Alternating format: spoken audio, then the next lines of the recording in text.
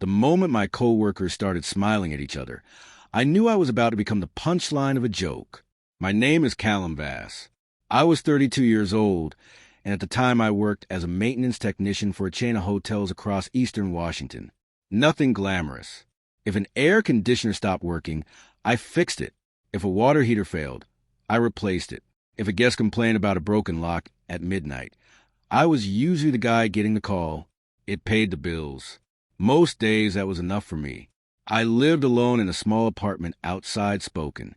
I owned more tools and furniture and spent most evenings eating takeout while watching old baseball highlights. My life was simple, predictable, quiet. That Thursday started like any other.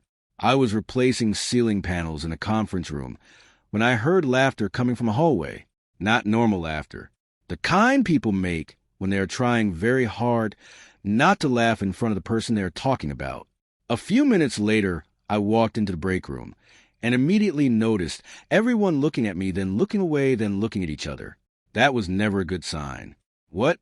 I asked, setting down my coffee. Nobody answered right away. Finally, a front desk manager named Harper leaned against the counter and grinned. "We have decided you need a social life." I sighed immediately. Absolutely not. The room laughed. "Come on," another coworker said. "You work, go home, fix things, and repeat. It is getting concerning." "I am fine," I replied. That is exactly what someone with no social life would say. Harper answered. More laughter followed. I shook my head and reached for my coffee. Then Harper said something that caught my attention. "We already found someone." The room suddenly became much quieter. Not silent, just different, like everyone was waiting for my reaction. "Found someone for what?" I asked. "A blind date?" I nearly laughed. "No, you have not even heard the details." I do not need the details, but they kept going anyway. Apparently, someone knew someone who had a friend. The usual chain of connections that somehow always sounds suspicious. At first, it sounded harmless. Then I noticed something strange. Every time I asked a question about the woman, people exchanged glances before answering. Tiny pauses, half-finished sentences. Something felt off. "What is her name?" I asked. "Aurelia." "What does she do?" Another pause. "Graphic designer." "Okay." I frowned. "And why exactly are all of you acting weird?" Nobody answered immediately. Harper looked down at her coffee. Someone else suddenly became very interested in their phone. Then one of the supervisors cleared his throat and finally said, "She is deaf." The room went quiet, not because of the information itself, because of the way they delivered it, like it explained everything, like it was supposed to change my mind. I looked around the room. Every face was watching me carefully, waiting, and in that moment, I realized there was something far more important they were not telling me. For the rest of that day, the conversation stayed in the back of my mind. Not because the woman was deaf. That part did not bother me. What bothered me was the way everyone reacted after they said it. The room had shifted. People had stopped joking, stopped smiling. It was almost as if they were waiting for me to politely decline, so they could all move on. Instead, I took a sip of coffee and asked a question that seemed obvious. "What is she like?" The silence that followed lasted longer than it should have. Harper blinked. "What do you mean?" "I mean, what is she like?" I repeated. "Does she like sports, movies, hiking? Does she have hobbies?" A few confused looks passed around the room. One coworker shrugged. "I do not know," another person said. "I have only met her twice." That answer surprised me. They had spent 5 minutes talking about her. Yet almost nobody seemed to know anything about her. "Okay," I said slowly. "What kind of graphic design does she do?" Another pause. "Not sure. Where is she from?" "No idea." I looked around the room. "So, let me get this straight. You all know she is deaf, but nobody knows anything else." Nobody laughed this time. Harper looked down at her coffee cup. "That sounds worse when you say it out loud." "That is because it is worse when you say it out loud." A couple of people shifted uncomfortably. I was not trying to make anyone feel bad. I was genuinely confused. Somewhere along the way, the most interesting thing about this woman had apparently become a single fact about her life. That felt unfair. The conversation ended a few minutes later when everyone returned to work, but the strange feeling stayed with me. That evening, I drove home through light rain and kept thinking about it. Spoken traffic was slow. Red brake lights reflected across wet pavement. The windshield wipers moved back and forth in a steady rhythm. Usually, I listened to sports radio during the drive. That night, I turned it off. I kept replaying the break room conversation instead. By the time I pulled into my apartment complex, curiosity had replaced most of my skepticism. I still was not excited about a blind date, but I was starting to wonder about Aurelia. The next morning, Harper found me repairing a broken door closer near the hotel lobby. "So," she asked, "where you going?" I tightened the screw and stepped back to test the door. "Maybe," her eyes widened, "maybe you sound surprised. Because yesterday I was expecting a hard no." I laughed softly. "I have not said yes yet, but you are thinking about it." I looked down at my toolbox for a moment. Then I nodded. "Yeah." Harper smiled. "Good." She started to walk away before I stopped her. "One question." She turned back. "What?" I closed the toolbox and looked directly at her. Why did everyone act so strange when her name came up?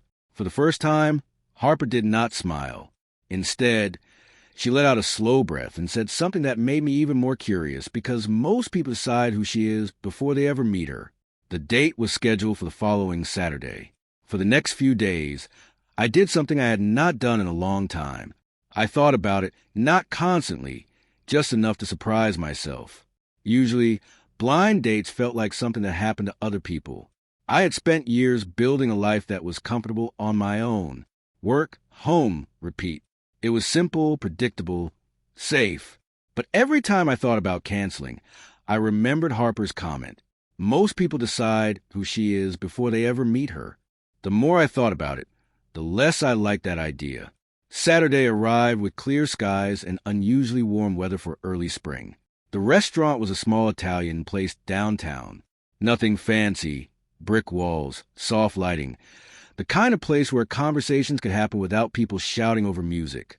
I arrived 10 minutes early, mostly because I hate being late. I sat near the window and ordered water while trying not to feel ridiculous. Around me, couples talked quietly over dinner. A family celebrated a birthday near the back. Everything felt normal. Then the front door opened. A woman stepped inside and immediately scanned the room.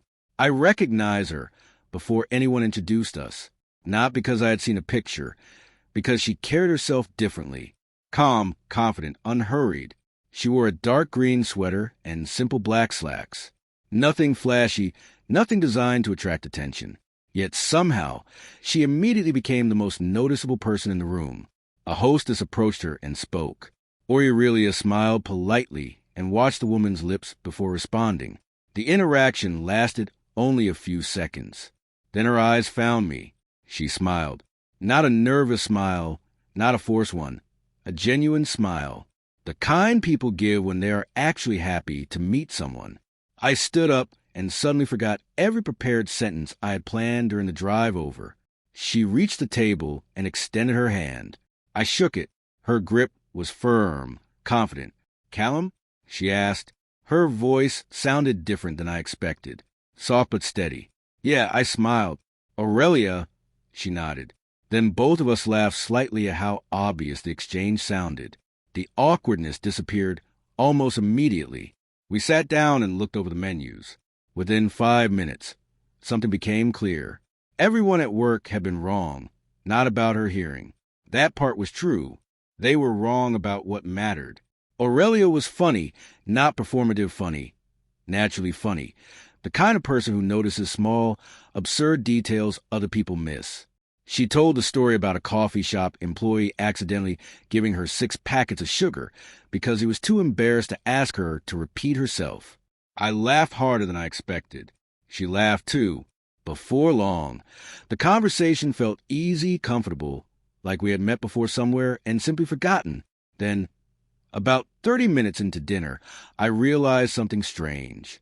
Everyone had spent days talking about her hearing loss.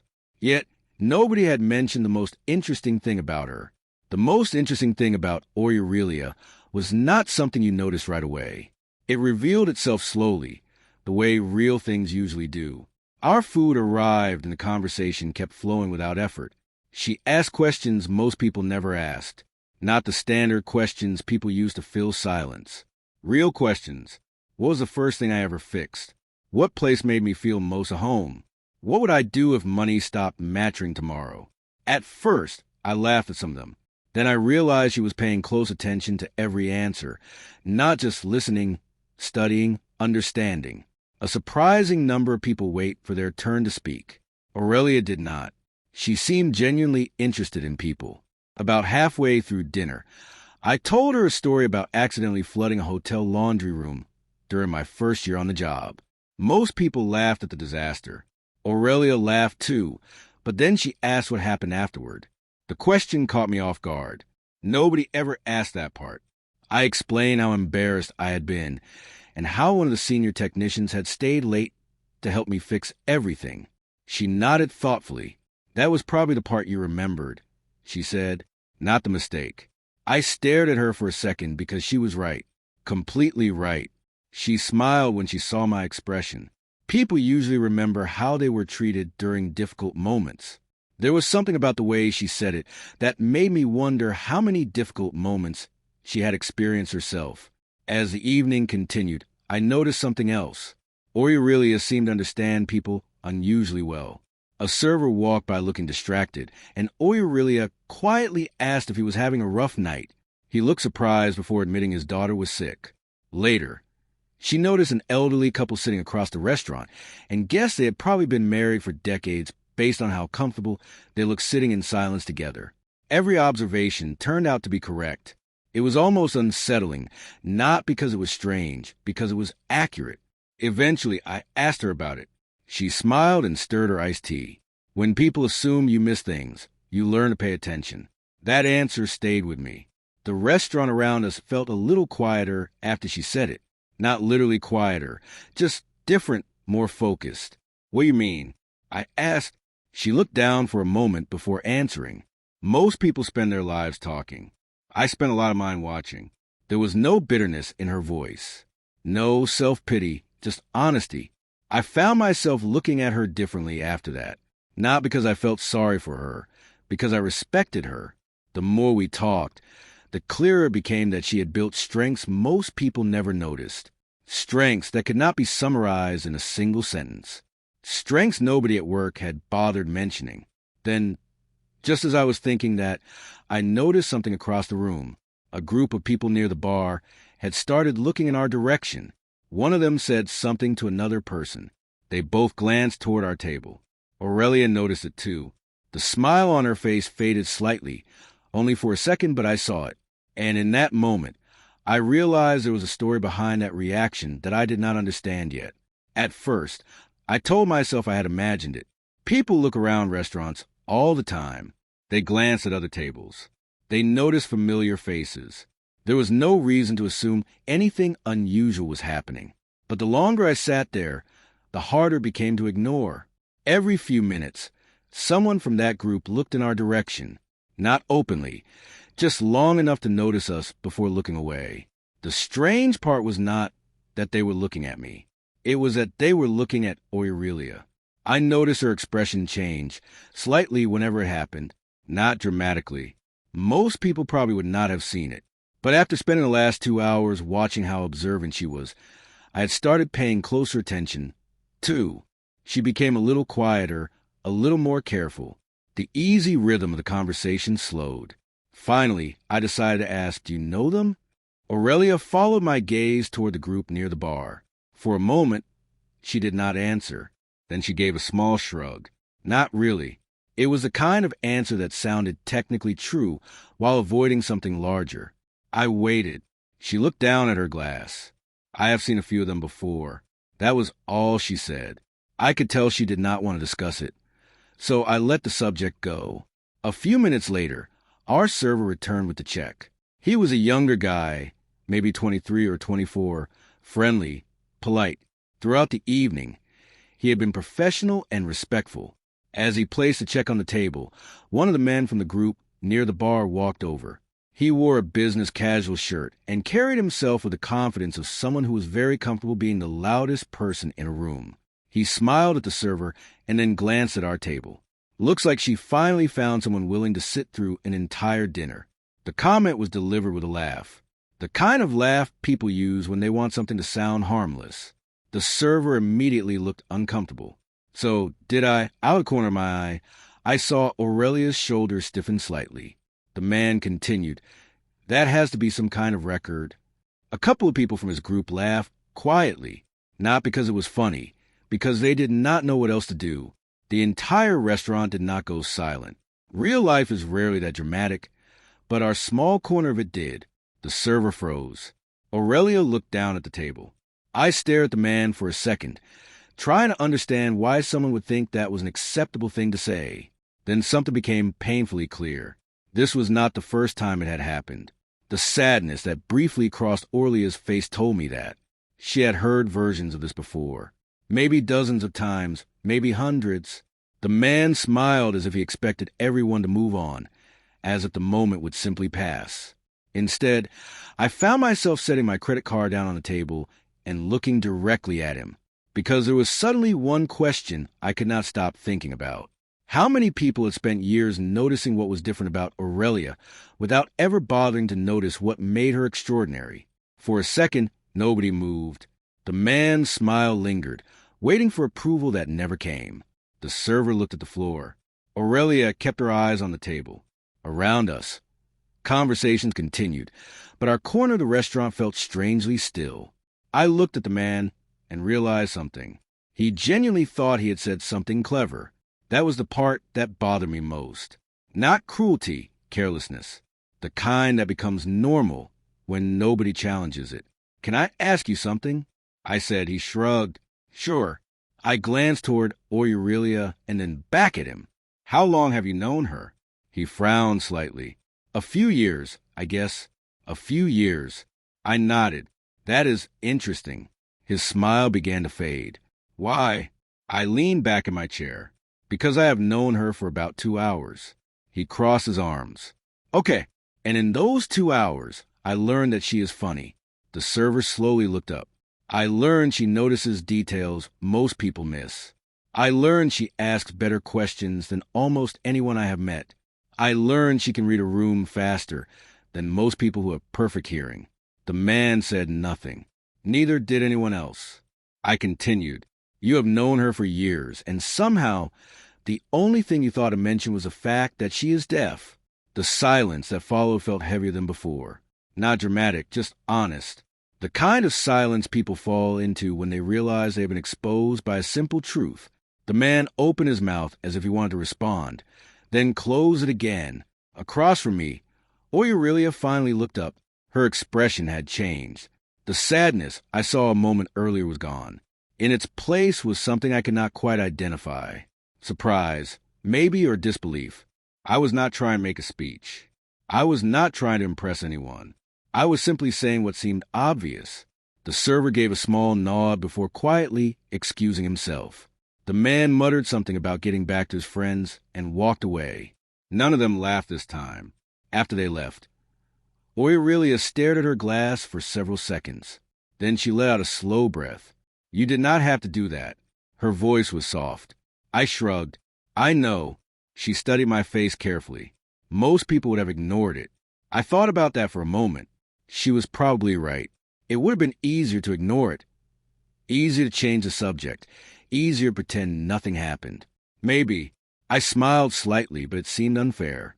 Aurelia looked down again. This time, when she smiled, it was different from any smile I had seen all evening. Smaller, more personal, like a wall had quietly disappeared between us. For the next few minutes, either of us talked much. Strangely, it was not awkward. The silence felt comfortable, almost peaceful. Then Aurelia looked out the window toward the city lights and said something so quietly I almost missed it. I do not think anyone has ever said that before. For a moment, I did not know how to respond. Not because I doubted what she said, because the sadness behind it was impossible to miss. Aurelia kept her eyes on the window. Reflections from passing cars moved across the glass. The The city outside continued normally while something much quieter was happening at our table. Really? I asked. She nodded. Most people mean well. A small smile appeared on her face. At least I think they do.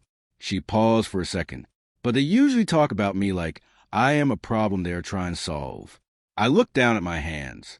That sounded exhausting. She laughed softly. You have no idea. The smile faded almost immediately. Sometimes people are so focused on making accommodations that they never bother getting to know me. There was no anger in her voice. That was what struck me. If anything, she sounded tired, like someone explaining the weather, not because she enjoyed talking about it, but because it was simply part of life. When I was younger, she continued, people always asked what I could not do. She glanced back toward me. Almost nobody asked what I wanted to do.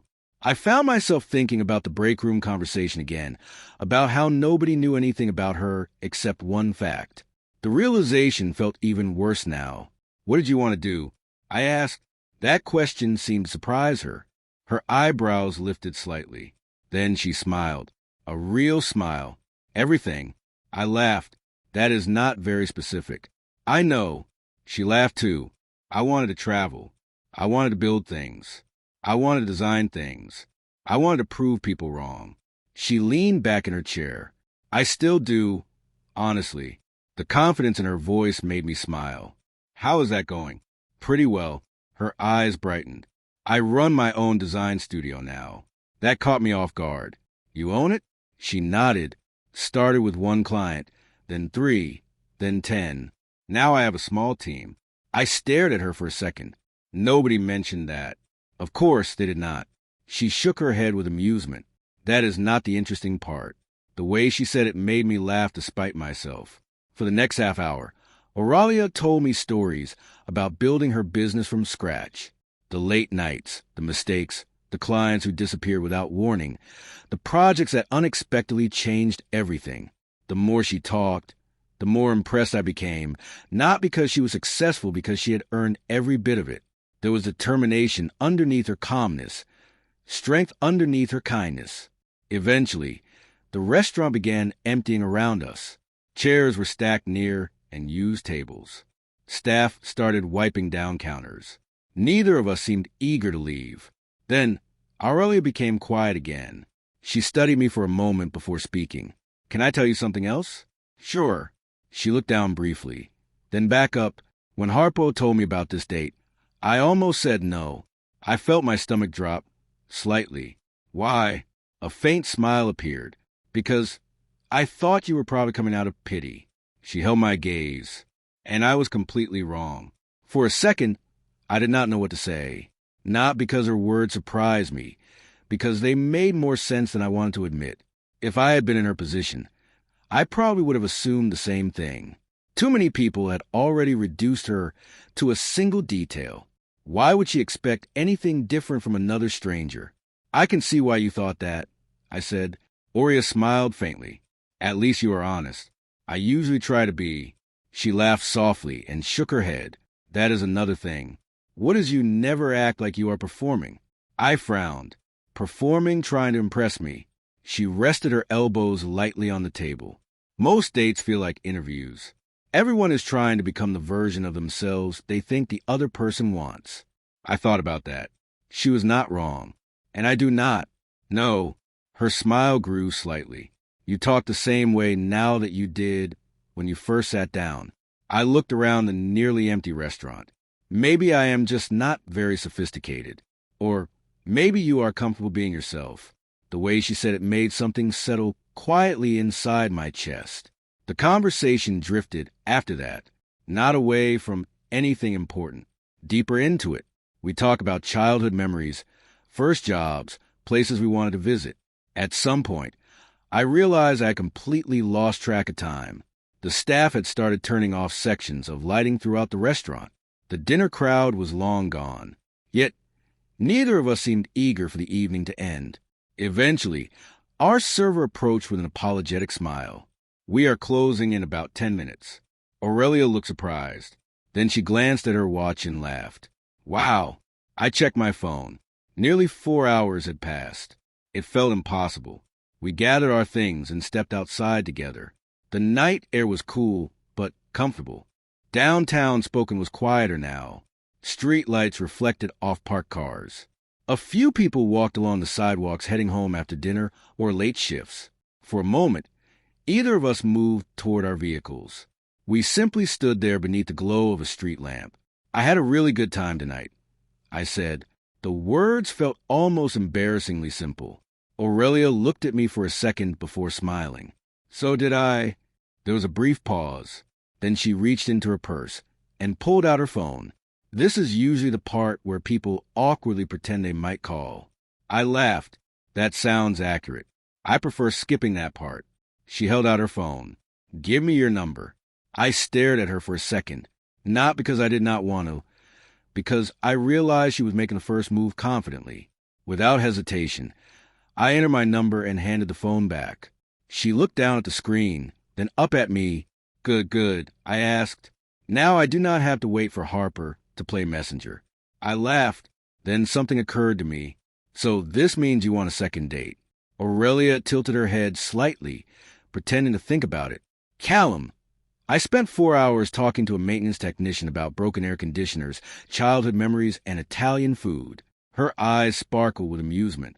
"I think I have made my position pretty clear." The second date happened 3 days later. The third happened the following weekend. After that, we stopped numbering them. Somewhere along the way, spending time together stopped feeling like an event and started feeling normal, comfortable, the kind of comfortable that sneaks up on you when you are not paying attention.